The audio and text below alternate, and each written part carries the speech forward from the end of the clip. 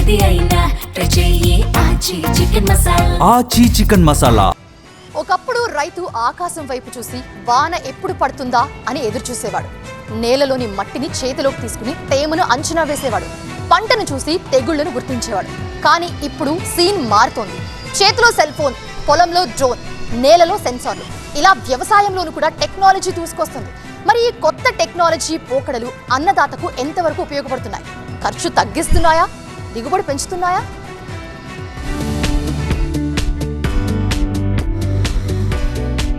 వ్యవసాయం ఒకప్పుడు పూర్తిగా అనుభవం, అంచనాలపై ఆధారపడిన రంగం.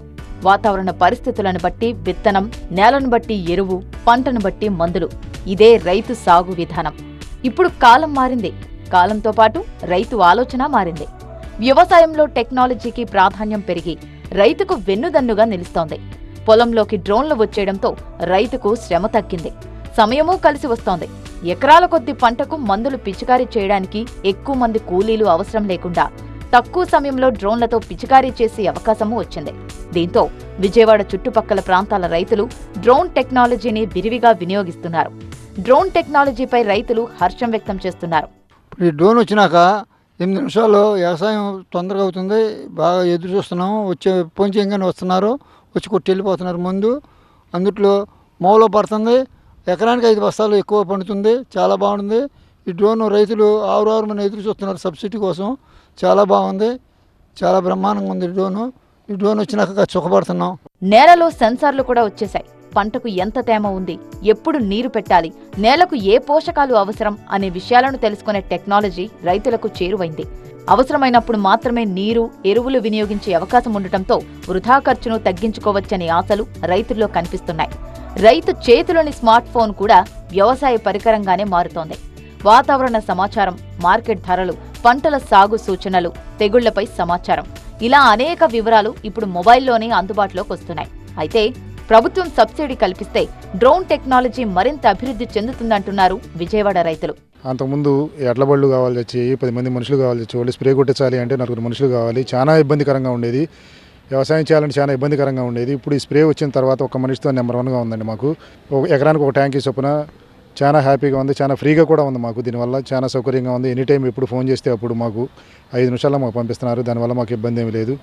దీనివల్ల మాకు చాలా సుఖంగా ఉందండి. ఇంతవరకు బాగానే ఉంది. కానీ టెక్నాలజీ వస్తే సరిపోతుందా? అందరికీ అందుబాటులో ఉందా లేదా అన్నది ప్రశ్నార్థకంగా మారింది. డ్రోన్లు, సెన్సార్లు, ఆధునిక పరికరాలకు ఎంతో ఖర్చవుతుంది. వాటిని ఉపయోగించేందుకు రైతులకు శిక్షణ కూడా అవసరం. ముఖ్యంగా చిన్న, సన్నకారు రైతులకు ఈ టెక్నాలజీ ఎంతవరకు అందుబాటులోకి వస్తుంది అనేది కూడా కీలకమని చెప్పాలి. అయినా వ్యవసాయం మారుతున్న మాట మాత్రం వాస్తవం. పాత పద్ధతులకు టెక్నాలజీ తోడవుతోంది.